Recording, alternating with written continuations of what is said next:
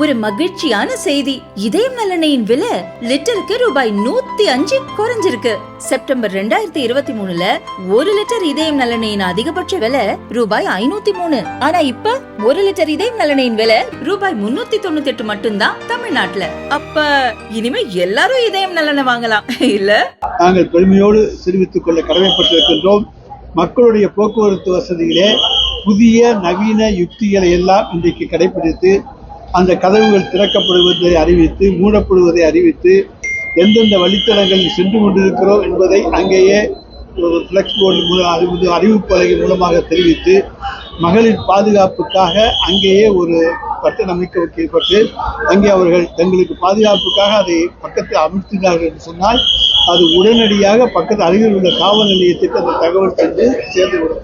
அந்த அளவுக்கு நவீன யுக்திகளையும் கடைபிடித்து இன்றைக்கு அரசு பேருந்துகள் மிகச்சிறந்த பேருந்துகள் என்று சொல்லத்தக்க அளவுக்கு இன்றைக்கு மாண்புமிகு தமிழ்நாடு முதலமைச்சர் அவர்கள் போக்குவரத்து துறையை நவீனப்படுத்தி இருக்கிறார்கள் என்பதை தெரிவித்துள்ளது. தமிழ்நாட்டை காப்பாற்றணும் சொல்லி அண்ணாமலை சொல்லியிருக்காரு. தமிழ்நாட்டில் கஞ்சா அதிகரித்து பெண்கள் வீடு அண்ணாமலை சொல்லுகிற வழக்கமான குற்றச்சாட்டுகள் இவை. கஞ்சா தமிழ்நாட்டிலே பயிரிடப்படுவதில்லை, வட மாநிலங்களிலோ அல்லது வெளிநாடுகளிலோ பயிரிடப்படுகின்றன. அதை தடுக்க வேண்டியது ஒன்றிய அரசாங்கம். தமிழ்நாட்டுக்குள்ளே வருவதை தடுக்க ஒன்றிய அரசாங்கம் தவறிவிட்டு அதை தமிழக அரசின் மீது இன்றைக்கு பழி போடுவது என்பது ஏற்றுக்கொள்ளத்தக்கதல்ல. எனவே அவருடைய பழி போடுதல் என்பது அரசியல் பழி உணர்ச்சியோடு பகை உணர்ச்சியோடு சொல்லப்படுகிற குற்றச்சாட்டு. தமிழ்நாட்டில் எங்கேயும் கஞ்சா பயிரிடப்படும்.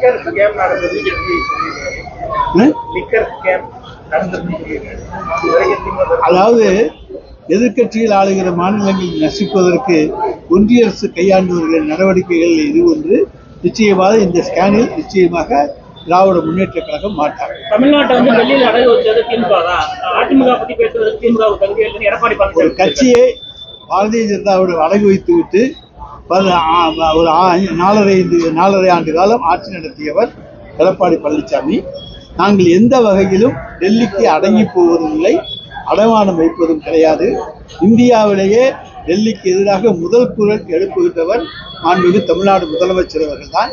எனவே டெல்லியிலே நாங்கள் எங்களை அடமானம் வைக்க வேண்டிய அவசியம் எங்களுக்கு கிடையாது. சொந்த புத்தி உண்டு, சொந்த காலில் நிற்கின்ற சக்தி உண்டு, சொந்த மண்ணை காப்பாற்றுகின்ற எங்களுக்கு திறமையும் உண்டு. தமிழ்நாடு முதலமைச்சர் நேரடியாக விவாதத்துக்கு அழைச்சிருக்காரு. 4 ஆண்டு காலத்துல என்னென்ன செஞ்சோம்? நாங்கள் 4 ஆண்டு காலத்தில் என்ன செய்திருக்கிறோம் என்பது பட்டியல் போட்டு சொல்லுகிறோம். அவரும் சொல்லட்டும்.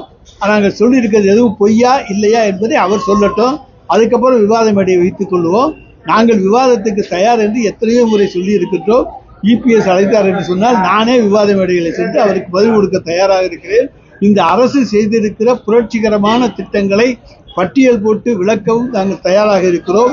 அவர்கள் தோல்வியடைந்த திட்டங்கள் என்னென்ன தந்திருக்கிறார்கள் என்பதையும் வெளிப்படையாக சொல்வதற்கு தயாராக இருக்கிறார். நிர்மலா சீதாராமன் தர்மேந்திர பிரதான் பார்லிமெண்ட் வந்து ஜெயலலிதா குறிப்பிட்டு மாணவங்க அதாவது கடந்த அதாவது 89, 79 தேடி பிடிச்சி இன்றைக்கு திராவிட முன்னேற்ற கழகத்தின் மீது பழி சுமத்துவதற்கு நிர்மலா சீதாராமன் 1000 பேர் வந்தாங்கன்னா கூட மக்கள் இன்றைக்கு திராவிட முன்னேற்ற கழகம் பெண்களுக்கு பாதுகான இயக்கம் என்பதை உணர்ந்து கொண்டிருக்கிறார்கள். எனவே இதெல்லாம் இன்றைக்கு பழைய குப்பையை கிளறி பார்க்கிறார்கள். கிளறி பார்த்தால் அவர்கள் குப்பை தான் கிடைக்குமே தவிர வேறு ஒன்று கிடைக்காது.